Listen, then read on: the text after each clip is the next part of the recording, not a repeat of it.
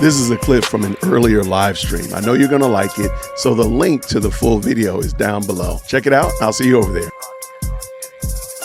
You see it whenever she's talking about Eric Kirk, and the chat will say like Erica is her one blind spot. That's what the Candace fans are saying, and my opinion is it's not a blind spot. She knows the optics of going after the widow, and she knows that's that is not a good idea.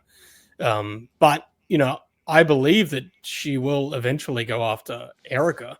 No question about it. I want to know your opinion. How do you feel about how TPUSA has handled all of this Candace, craziness after Charlie Kirk's assassination?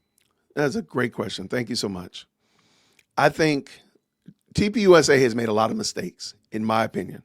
In my opinion, they've done a lot of things that I would not have done. I think before they went back to business as usual, I do think they should have maybe culled the herd a little bit and recognized that some of these people are Charlie Kirk's friends, or some of these people are Charlie Kirk's, and he was able to wrangle people together that I can't do that. I just can't do that. As stepping into this position, I'm not Nathan's friend like that. I just can't. I disagree with Nathan too much. Maybe we need to cut some people out. They should never have had Tucker Carlson at the funeral, on Charlie Kirk's talk show. They should, or at TPUSA after the fact. They should never have done that. That was terrible, horrible idea, and we see what happened because of that. So, in my opinion, I think they should have waited before they went back to business as usual, and kind of did a little bit of, let's get everybody back on center and make sure that everybody's right inside the organization, as well as their speakers, and start culling some of those people, trimming some of them out. And again, Tucker Carlson should never have been there, in my opinion. So that's what I think in that regard. As it relates to Candace, I think TPUSA is doing the right thing by not addressing her, because as we mentioned before, she gets all of her information from the tip line or people responding to her.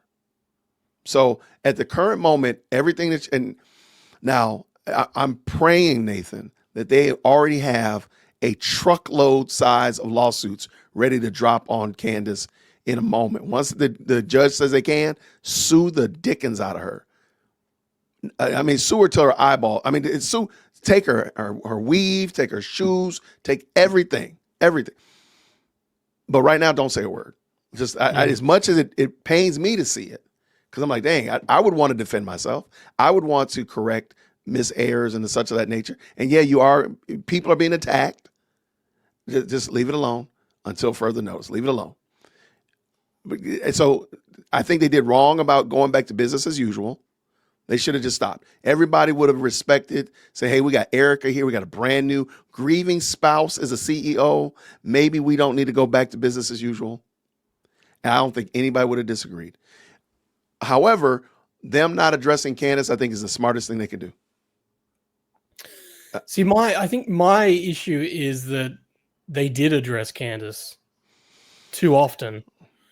Okay. I think they responded to her claims continually when they felt that they had to, like with the group chat, you've got them coming out and acknowledging this group chat is real. It came from Andrew Colvin. Yeah. Hold on. Let me time out. In retrospect, yeah, there are some instances where I do agree with you. So I don't sound double-tongued or like I'm speaking out both sides of my mouth. Yeah, you're correct. But even with that, though, even with that reply, it did shed some light. So I'm gonna let you go back to play. But I can kind of agree with you there. You're right. I don't think there's it's what an insane situation when not only you're the CEO assassinated, but now you've got someone out, someone who's come out and is accusing you of being involved, while you've got this organization to run, employees, on your books, you got to pay all this stuff. Right. So I think they should have, absolutely completely deprived her of oxygen, and in no way not acknowledged any of her claims.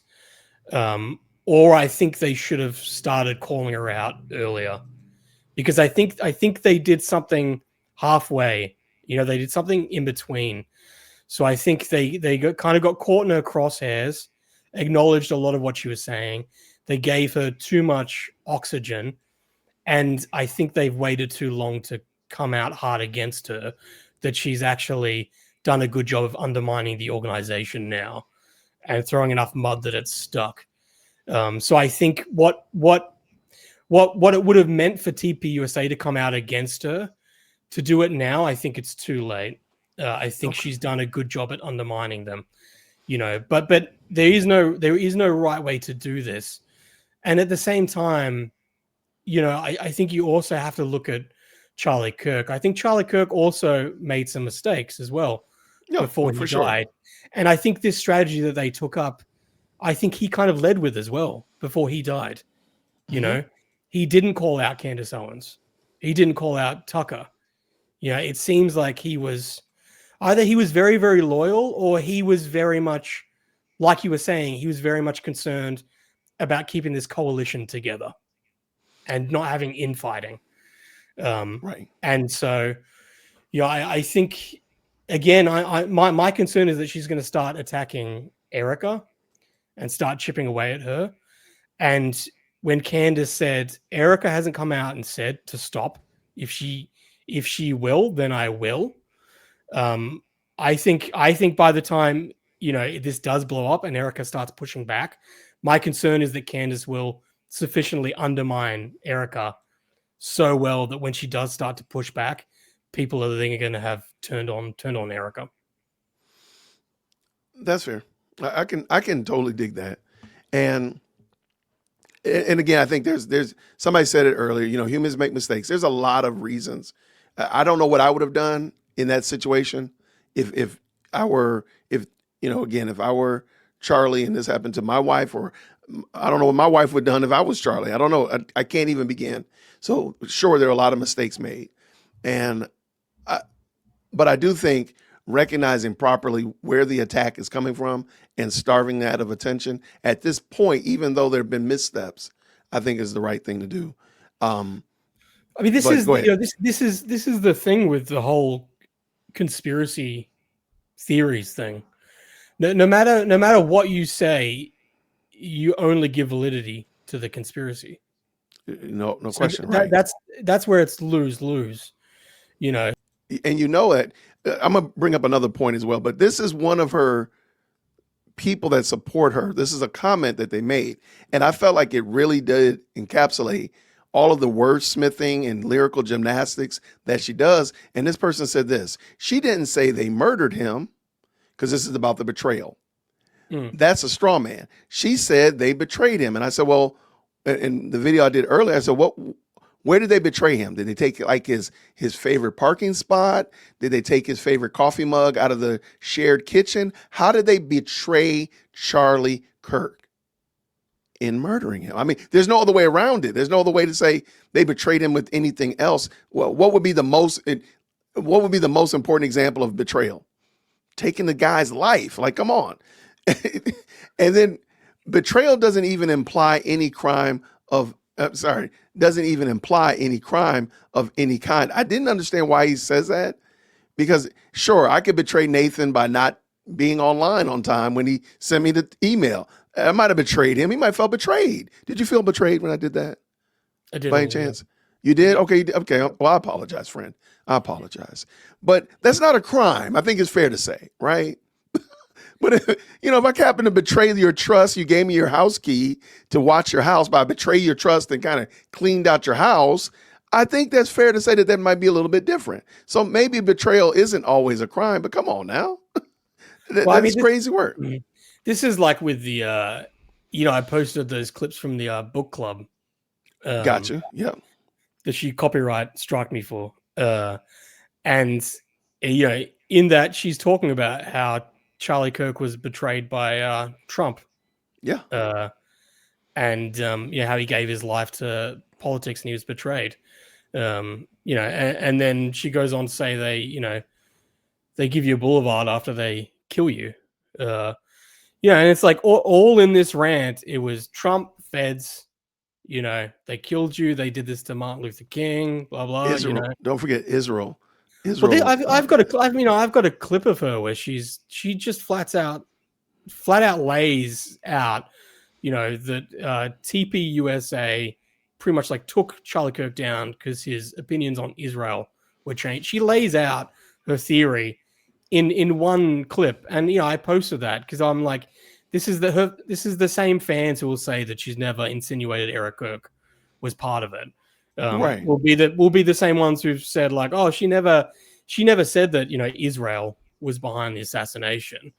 Meanwhile during a segment where she's talking about Seth Dillon and Josh Hammer and Netanyahu, Yep. she's made an AI "I Know What You Did Last Summer" with Charlie Kirk movie poster.